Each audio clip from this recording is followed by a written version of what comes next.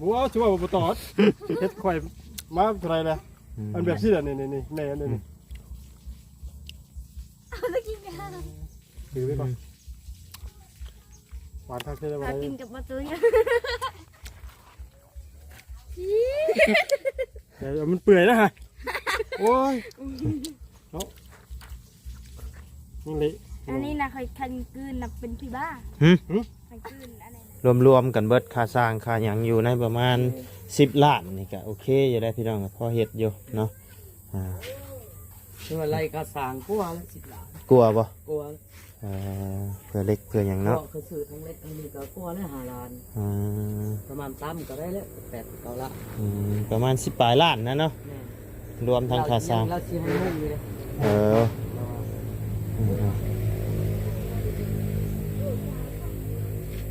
โบกเรียบร้อยเนาะโดยใส่ประตูที่ใส่ประตู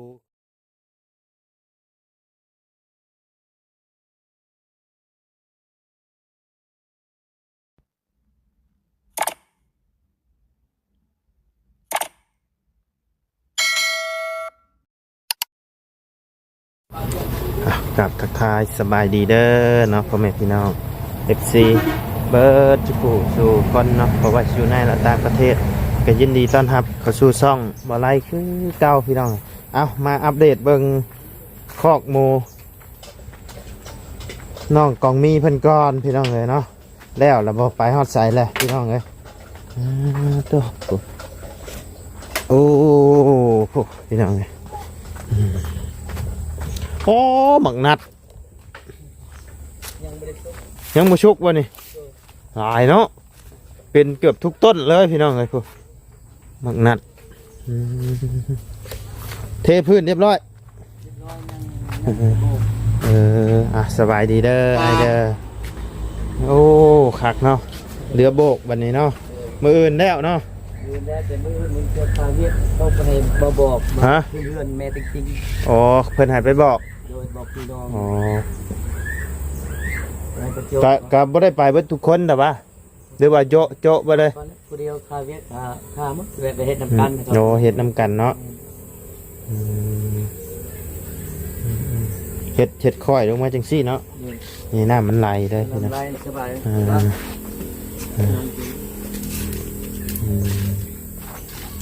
มุงทางนี้ก็เฮ็ดเป็นช่องว่างเลยนี่เนาะเพิ่นมุงเบ็ดมันก็สิมีอากาศถ่ายเทอยู่ดอกนะโอ้เนาะกะคักอยู่ได้นี่พี่น้องเอ้ยบ่ได้ถามลุงเฮิมเนาะในงบที่ซื้อมานี่เบิดเท่าใดที่เฮ็ดเฉพาะซื้ออันนี้ฮอดบ่ประมาณ10 ล้านบ่ฮอดหรอกเนาะฮอดบ่เฮาก็บ่ได้ถามเราฮอดบ่บล็อกนี่ก็5 ล้านนะจ๊ะบ่น่าเฉพาะแต่อันนี้นี่นะก่อนอันบล็อกแห่ทรายอย่างเงี้ยบล็อกนี่ก้อนเลย10 ล้านได้บ่ได้บอกมีจักรอยจักยังนะเรือในตัวนี้ก็เรือเนี่ยเรือน่ะนี่ก็เรือเนาะเรือลายเราช่างมาจากร้อยเขาก็ลืมเหมือนเราเขาไม่ได้ถามเราเดี๋ยวถามเบิ่งนุ่งเฮิมเบิ่งเนาะสันใส่งบอยู่ประมาณจากรวมกันเบิดค่าสร้างค่าหยังอยู่ในประมาณ10 ล้านนี่ก็โอเคอยู่ได้พี่น้องพอเฮ็ดอยู่เนาะคืออะไรก็สร้างกลัวละ10 ล้านกลัวบ่กลัวเพื่อเล็กเพื่อหยังเนาะก็ซื้อทั้งเล็กทั้งนี้ก็กลัวละ5 ล้าน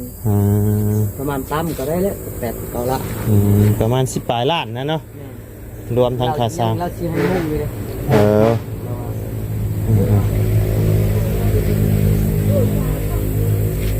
โบกเรียบร้อยเนาะโดยใส่ประตูที่ใส่ประตูคักแน่บ่นี่โดยประตูเล็กมันสิแพงน้ำมันนี่น้ำมีนะเนาะคักแล้วพี่น้องเลย นี่ก็4-5โต๊ะก็ แม่นสิ โต๊ะก็ได้เนาะ ประมาณ7-8 โตได้อยู่ ได้ กัน10นี่มันสิแออัดเพิ่นชื่อหมู่แบบไรชื่อหมู่บ้านเฮานี่บ่มาเลี้ยงหรือบ่ ระหว่างหมู่บ้านเท่านี้นะ หมู่บ้านบ่หมู่บ้านนั้นมันเป็นราคากว่าเนาะ ครับมันเป็นราคาเนี่ยมัน คันหมูไอตัวขาวๆนั่นน่ะมัน คือมันมีกับนั่นซุกกระทิ้งใส่นี่แล้วมันกิน โดย โอ้ยเห็นคนพี่แล้วกิน ว่าเรือแต่เฮากิน เดือดแต่เฮากินบ่ แน่น บ่มีหมักชกบ่ ๆว่ามีเลยคือเศร้าที่เขากินนั่นน่ะนี่เป็นยังไง มันมีหนังบ่นี่ นั่งตัวนี้นั่งมันยังขี้อยู่ แม่นว่าเป็นหมักมีหนังบ่วะหรือว่าหมักมีหยัง มันมีนั่งเลย เออ มันจะแซ่บมันได้บางที คักแล้วคันหมักมีอันนั้นหมักมีผายบ่หมักมีนั่นมันบ่แซ่บ บ่แซ่บนะ อันนี้ก็เป็นส่วนมันเจ้าบ่ได้บ่แถวนี้นะ โดย Ờ, ส่วนมันก็มีวะแต่บางนั้นมันส่วนมันอายเลยนะ ภาคนั่นกับแม่นบ่ ผักนั้นผักมันเขา ดินแถวนี้เนี่ยแม่นเบิดอยู่ภาคนี่เนาะ โดยผักเว้ย แล้วก็ยาวขึ้นพุ่นเลย โดยดินอายมดเขา แม่จูดอันนี้จูด เลยอันจุดคอนกุ้มเดี๋ยวนี้บ่ โดย เอาเราไปชวนบ่ โดย แล้วไปกับไผไปกับกองมีบ่ไปผู้เดียวละ กับเมียเขาละบ้าน อ๋อไปกับเมียจ้ะกองมีไปใช่ พวกมีอยู่ข้างงานนั่นแหละ อ๋อไปเผาโรงงาน โดย เผาโรงงานนี่บ่สร้างนะ พ่อแม่ ฮะ ตัวนี้คุดคุ้มกล้วย ขุดกลุ่มกล้วย เดี๋ยวคุ้มกล้วยกองมี โอ้จ้างเพิ่นบ่ โดย เพิ่นจ้างปลูกจ้างแบบไรขุดจ้างเป็นคุมบ่ เขาจ้างเป็นคุม คุมเท่าไร คุมขึ้นเป็นคุดหรือคุม3,000 คุม3,000รวมปลูกน้ำเลยบ่ กูปลูกน้ำกระจ้างต่างหากนี่ ปลูกต่างหากอีก ประมาณ7-8,000นี่นะ รวมประมาณ 7-8,000ทั้งปลูกทั้งหยัง แม่น8,000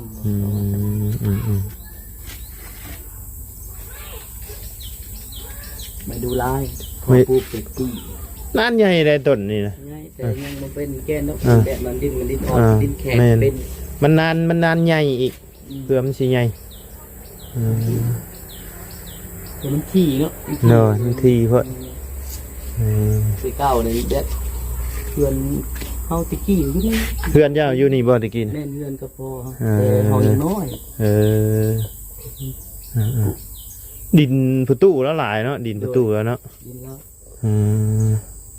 ฮ อดพุ่นเลย ขึ้นพุ่นเลยเนาะ แม่ เกี่ยวตะกี้ไม้เอาได้ตะกี้เนาะแบบบ่ได้ชื่อบ่ได้หยังเลยเนาะ เราแบบตะกี้โอ้ยเราดุได้ที่เราเฮ็ดบ่ได้ เราเฒ่าแล้วเนาะ บางคนกับแม่เฮ็ดมีแต่วันรับเฮกตาร์ปลายก็เฮ็ด น้อย เฮกตาร์ปลาย2เฮกตาร์เราเฮ็ด เพราะว่าตะกี้มันก็บ่ได้มีรถพอร์ตขึ้นในนี่เนาะมีแต่ทางเอาขุดเอา แต่เฮายังน้อยเฮาก็เอาน้องตำเข้าดิแต่เขาคือยิงเลยนะเข้าน้ำก็ยังบ่มีน้ำดินอยู่ก็ตักทุ่นเทิงพุ่นแบกตะกี้เขาบ่หมายว่าแบบว่าสุดท้ายว่าเขาว่าเป็นราคาที่แบบพ่อเฮาเป็นเจ้าเลยแบบเขาประกาศเลยว่าดินไผดินมันเลยทางเพราะนั้นเจ้าเลยนะ โอ้ไม้เอาเลยเนาะคักแล้วตะกี้พี่น้องแต่สมัยนี้โอ้คันบ่มีเงินแสนเงินล้านนี่ซื้อบ่ได้แล้วดินติดทางนี่พี่น้อง ในดินชั้นนี้ก็100-200เขาให้ แม่น ดินติดเอื้อ โอ้ยคันแม่นเราไปขายบริเวณนี่ก็เศรษฐีแล้วแหละนี่ แต่ว่าเราบ่ขายแล้วไว้แบ่งลูกแบ่งหลานเนาะ โดย คือว่าแล้วลูกหลานก็หลายเด้ ได้เลย จังหน่อยก็ไปแต่งเมียเจ้าอีกนี่ เป็นได้ไอ้ชื่อไปให้เพิ่นละบ่หมู่นะ ยังเขายังข่าวเวียกคืนเหือนไม่ได้กิ้งเลยเอาว่าที่แล้วของมูก่อน แล้วคอกหมู่ก่อนเนาะ แล้วของมูแล้วเอาจีไปซื้อ โดย แต่เขาขอบแล้วว่ายังขายเวียกแล้วของมูขายคน แล้วคอกหมู่ เฮ็ดน้ำมูเด้ โดย แต่เขาโจกก็บ่ได้เวียกเฮา ทั้งเบิดเฮ็ดจักคนนี่4บ่5บ่ 4 คน 4คนเนาะ โดย 4คน5ล้าน ค คู่ละล้านป้า ผู้ละล้านปลายเนาะ ล้านเอ็ดล้านสอง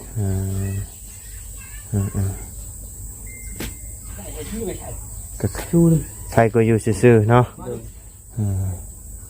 แบบเฮานี่ผู้ละล้านเติมมาให้เราเลย200,000แบบเรา อ๋อ เราเป็นผู้เฮ็ด เราเป็น เราเป็นสร้างนี่เนาะ หัวหน้าเป็นช่างเนาะแม่นแล้วสร้างเพิ่นก็กันก็ให้เพิ่นดื่นแน่หั่นนะก็โอเค แล้วอัน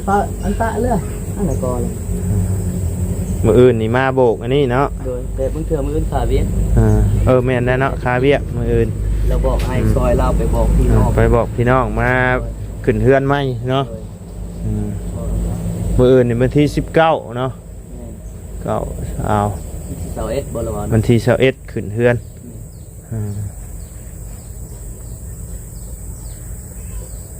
ก็ถือว่า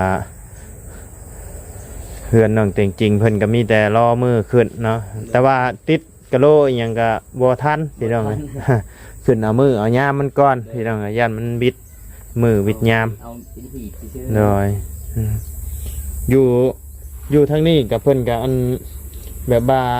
มีหมอสูตรหมอหยังคือกันบ่ ยิงกัน มีคือกันบ่ เอา แต่ขึ้นอยู่กับเพิ่นสิเอาหรือบ่เอาเท่านั้นเนาะ แม่น คันเพิ่นเอาก็มีบ่เอาแหละแบบเฮ็ดเรียบง่ายก็ เดี๋ยวให้ บ่มีเนาะ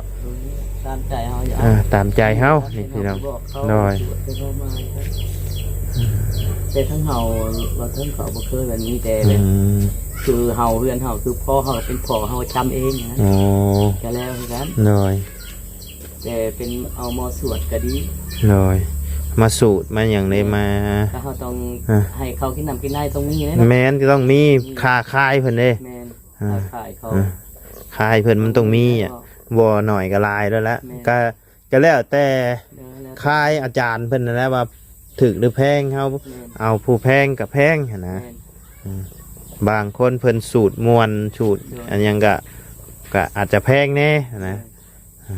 ที่คนเองครับแล้วทั้งห้าก็มีเนี่ยฟังปูก็เป็น มีบ่ นี่ เ เสพเอาคือเขาสวดแบบคือเอาเอาลูกเอาเมียแม่ โดยแม่นมีผ้าควันมีอย่างข้างในนะ นี่แหละแบบนั้น ขึ้นเทือนก็มีคือกันอยู่พี่กันเนาะ คือกันนะแต่ที่คุณพ่อบ่เคยเห็นแบบคุณเรียน แต่ว่าไปทั้งอื่นเห็นอยู่ เห็นดูแบบคนเราคนเล่า โดย แต่แบบคนแบบเราเทิงอยู่เราเทิงเหมือนทางลุ่มเหมือนกับแบบคนลาวก็เอาหมอสวดบ่ แม่นอยู่บ้านเมียเฮาก็เอาหมอสูตรเอาจานมาสูตรได้คนลาวเทิงคือกัน เราเทิงบ่ แม่นเมียเฮากับคนลาวเทิงแต่ว่าเฮาเว้าน้ำเขาบ่ได้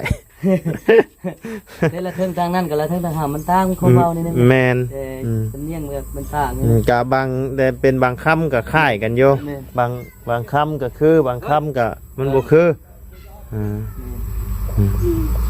แล้วแต่ ไทยคือกันไทยทางเฮากับผู้ไทยได้คำสิอีเหมือนกัน โดย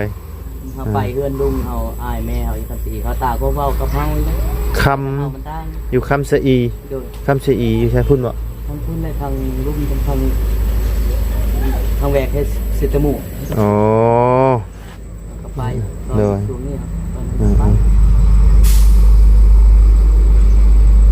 ตอนนั้นเรายัง อยู่ขึ้นไปนี่ก็อยู่บ้านเพื่องนี่ก็คนผู้ไทยเนาะ แม่ผู้ไทย คนผู้ไทยคือกัน แต่เสื้อแดงกับส่วนไล่ผู้ไทยกันแต่เราเอาภาษาลาวหมดเสื้อคนลาวคนกันนี่บ่ โดย เสื้อเขาเอาเมียผู้ไทยเขาเอาภาษาคนลาวนะกู ชวนนายเขตนี่ก็เริ่มเว้าลาวแล้วนะ ลาวหมดเขา เล็กน้อยสมัยใหม่นี่ เขาบอกว่า ฮู้ความลาวเบิดละมันพัฒนาเลยเด้ สปูนกับผู้ไทยสุดๆก็เลยสปูนเขาบอกภาษาลาวหมดเนาะ แม่แต่ข่อยอยู่กับเมีย10ปลายปีแต่ข่อยยังบ่ฮู้นะ อยู่บ้านเมีย แม่นอยู่บ้านเมีย อยู่บ้านได้เมียน้อง อยู่แถวดงเห็นนี่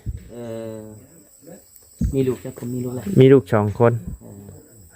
มา แบบเฮาบ่จำชื่อทันใดเนาะ แม่นก็บางคำเพิ่นเว้าก็ฮู้อยู่แต่เฮาเว้านํเพิ่นบ่ได้นะ แต่คือน้องบางเทื่อก็บ่แบบบ่สู่แบบอยู่เฮือน แม่นก็บ่ได้คอยอยู่ได้ไปตลอด แม่น อยู่กับชวนหลายก็บ่ได้เว้าเมียก็เว้าลาวนำนั่นเลย อยู่นำเมียมีแต่เขาเว้าภาษาลาวเนาะ เมียก็บ่ได้เว้าภาษาละเทิงเด้ คือน้องมาแบบว่าคือเฮ็ดเวียกซุแบบเฮานี่เตะกระปอกเลยบ่เฮ็ดเวียก น้อย แบบคนในบ้านนี่บอกเขาเว้าภาษาลาวเทิงหลายเดี๋ยวบางเทื่อก็น้องก็จื้อจำหลาย น้อย แต่นี่น้องบอกบ่สู้ว่าไปน้ำเขาไว้ น้อยเว้าน้ำเพิ่นนี่เว้าได้อยู่พังออกแต่เว้าบ่ได้นะแต่ว่าสำเนียงชื่อเจ้ามันก็อีกแบบนึงนะภาษาชื่อเจ้าแต่บางคำชื่อเจ้าเว้าเฮาก็ฮู้อยู่นะแต่ว่าเฮาเว้านำบ่ได้เด้อ แต่แบบแบบเฮาเว้าแบบได้เจ้าก็ฮู้อยู่แต่เจ้าตอบบ่ได้แบบนั้น โดยแม่นเฮาสิไปเว้าภาษานำชื่อเจ้าน่ะบ่ได้แต่ว่าฟังออกเป็นบางคำให้ฮู้ว่าเฮาก็บ่ฮู้เพราะว่ามันอยู่กับลูกกับเมียก็มีแต่เพิ่นเว้าภาษาลาวนํแม่น คือลูกน้องกับคิดกับว่าแต่ภาษาลาวกับภาษาได้อยู่นำเข้ากับภาษาละเทิงเราก็ฮู้เว้ยเนาะ ภาษาลาวแม่นภาษาลาวเทิงก็ฮู้ภาษาลาวก็ฮู้ แบบอีกน้อย ได้เบิด เขาลิ้นน้ำเห็นบ่ แม่นแต่ส่วนใหญ่ก็เว้าภาษาลาวหลายกว่าเว้ากับพ่อเฒ่าไม่เฒ่านะเว้าอยู่เป็นภาษาลาวเทิง ว่าเป็นจำได้เนาะ เขาลูกสาวลูกชายนั่นแหละบ่มัน อยู่นำพ่อเฒ่าเลยเนาะ แม่นอยู่เลี้ยงพ่อเฒ่าเพิ่นลงมาอยู่เพื่อนนำหั่นแหละเพิ่นที่ได้ว่าสิให้ทางน้องสาวเพิ่นอยู่เลี้ยงแต่ว่าทางพ่อเฒ่าเพิ่นมันอยากให้ทางเฮาอยู่เพิ่นอยากอยู่นำนะก็เลยเอา แต่ทางนั้นมีของกับแบบสไตล์คนลาวคือกัน แม่นค่ายคนลาว มีขายมีนั่นคือกันเลย แม่น ก็คือทางเฮาแบบแต่หลายคนมันกับบางเทื่อก็อ๋อแบบคนลาวหมดคือกันต่อไปแบบคนลาวแบบผู้ไทย หน่อย ทางนั้นมีคำคือกันเนาะ มี ทางนั้น เฮากับสองสลึงเฮาบ่ฮอดบาท คำ2สลึง เอาตามผิดของเนาะ แม่นแล้วก็เงิน15ล้าน 15 ล้านตะกี้ก็พ้น โอ้หลายแพงไหนตะ แจ กี้ ง สิ ได้ตะกี้ แม่น แต่คนเฮายังแต่งว่าประมาณ5-6 ล้านค่ะเราเห็นตะกี้คนเฮา5-6 ล้าน 15ล้านก็ถอกบ่ได้แล้วก็งัว 5-60คู่มือได้เงินตะกี้ แล้วก็งัวตัวนึง แตกสู้นะเนาะ แม่นงัวตัวนึง คนลาว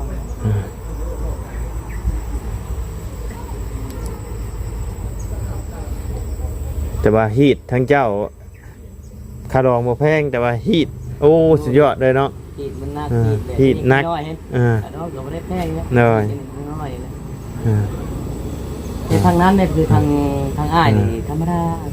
ฮีดแบบสำคัญเนาะ หน่อย ฮีดนิดน้อยๆฟ้า อ่า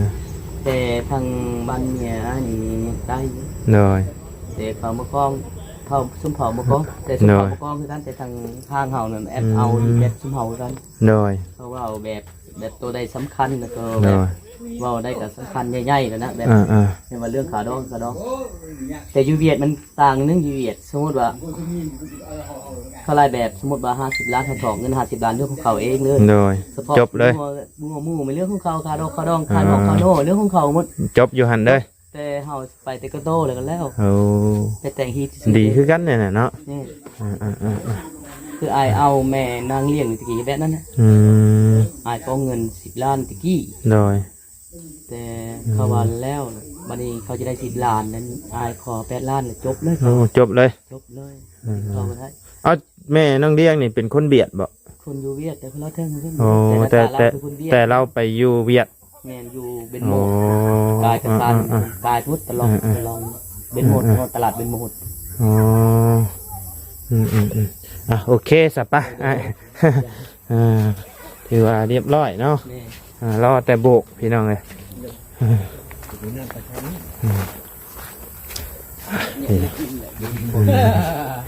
โอเคสับปะพี่น้องเลยคือผลสิตกอีกแล้วเนาะบ่ได้ไปหาเฮ็ดปวกบ่เฮ็ดปวกบ่ออกบ่อยู่พี่หน่อย โอเคสปาพี่น้องเลยสำหรับคลิปนี้ทั้งมาไลก็จะได้ขอจบคลิปปิดคลิปลงไปเพียงสำนี้ก่อนเด้อพี่น้องเด้อพบเจอกันคลิปหน้าเนาะขอบคุญขอบคุณพ่อแม่พี่น้องและ FC เบิร์ดทุกคนเนาะที่เข้ามาติดตามนะครับส้มทั้งสองมาไลเนาะสำหรับคลิปนี้ลำลาเลยเด้อพี่น้องเลยสบายดีฮะฮะฮะมันตอดเจ้าบ่ เมื่อวันนั้น เออ เขาบริจาคให้มาเขาหัวอะไรเดือนละลูกเนาะ เออฮะกินตัวนี้ได้เหรอ จะกินดีป่ะ กินตัว กินว่า ไอ้ยอนนั่นมาด้วย โอ้ย จะดีบ่มา ไม่เท่าจะกินตัวนี้ เอากินแล้วจ้าแต่ละเจ้าบ่มักบ่ โอ้มันผัก เกิ ขึ้ น น ก็ อยู่ ได้ แล้ว ไม่ใช่ประตูน มันผักขึ้นอยู่แล้วเนาะ ใช่ประตูนเด็กของประตูนเด็กหนึ่ง เอาเจ้าไปเอาปะของเราแล้วเราอยู่ใช้น่ะ ฮะ เราอยู่ใช้ประตูน่ะ จักใส่ยังไงบุ๊ก อิหยังน่ะ หน้าพูดออกมา น้ำมาเลย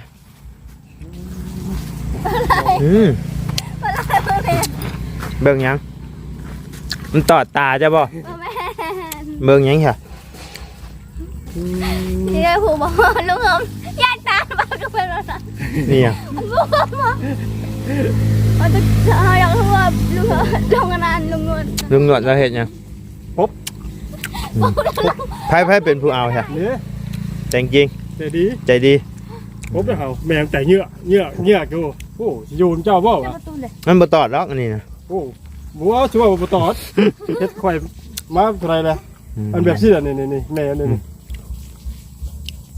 เอาไปกินกัน ถือไว้ก่อนหวานทักได้บ่ ถ้า ได้ กินกับประตูเนี่ย เดี๋ยวมันเปื่อยนะฮะโอ้ยเนาะนี่เละ อันนี้นะเคยคันกืนนะเป็นพี่บ้า หึ คันกืนอะไรนะ เบาไปเลยนะให้คืนเป็นพีบะ เปิดไปกินกันเลยลูกกินบอกบอกคันกินน้ำมันน่ะบอกเป็นคันกินเปลือกมันนี่น่ะอันนี้น่ะบอกเป็นย่างกันกินแบบนี้นะมีไข่เด็ดจริงๆก็หูแหละถ้าเกิดจากันในจากันอันกัดดาวกันเนี่ยนะ น้อยเบาไปเลย เพื่อไม่ยากกันเลยแม่นะคนไฟชูนะผู้ชาย ตอดชอบโปนะลุงเอ้ย โอ้มีแบร์ เก่งก็จะเอาเนาะ หวานเนี่ยใช่ปะหวานเลยว่าอะไร แล้วก็หวานแนะนำเพิ่งวะน้ำมิ้ม บ่กินบ่อน บ่ก็บ่มัก ถ้าเอาตอนเช้านะว่าไม่หรอก โอ้น้ำปล่อยไหลนี่ได้บ่ ใช่มันอยู่หม่องใดน่ะ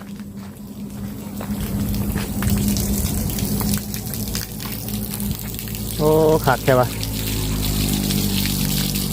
ขัดตรวจเอาเลยพี่น้องเลย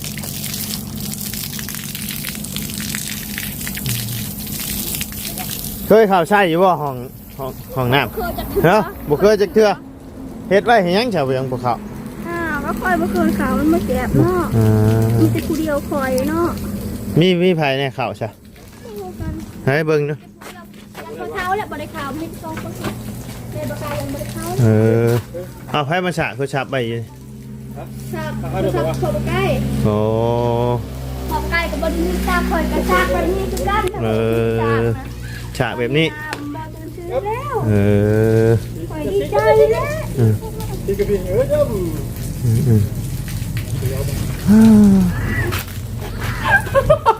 อีหยังเป็นยังไงวันนี้ ไปเข้าของหน้าไม่ได้ อีหยังติดหน้าข่อยดู ฮะ อีหยังติดหน้าข่อย อันนี้ไม่อยากทำ คือหัวใช่เห็นหน้าข่อยมีแต่หัว มุ้ยได้หรอกโดนจิตเป็นอื่นเนาะตาม มันขาดบ่ บอม มันดุดโอ้มันใช้น็อตมันด้วยใช่ใช่หมุนใช่ดิ เมื่อกี้นี่คือบอลอะไรเห็นบอกคนหัวนะ ฮะ บอลอะไรที่หลักนะ บ้ามาเธอเดียวนี่ก็แต่เห็ดของน้ำแล้วเนาะ สองเวทนี่นะสองเวทนะ ลุงหนวดไปจักหมุนเอาไป ไว้เดี๋ยวหรอกจิตที่ว่าคอยเอาไปโยกหลอกได้มันออกมาเกือบหมดเลยเอ้ามันหมูมีแต่จับดิก่อนจะอาบเลยเนาะอาบน้ำกูพักแค่ กินเยอะๆนี่อาบก็เยอะนี่ แต่ปูบ่ ออกแล้วออกแล้วมันต้อง เจ้ามันไอ้นั่น มันบ่มีตัว เจ้าเอาไม้นี่มาแทงค่ะนี่ ไม่กับโบยู เอ้า ตื่นนะ มันไม่ได้ คือทางเดียวคือเอาเล็กมาคดเส้นเอาตัวนี้เข้ากิน อ่า คด โอ้ชื่อเอาไม้จ้ะ บอกชื่อมันนั่งคันดิ อ่า เล็กเล็กเรือนะ อ่าได้คือกันที่เป็นหยัง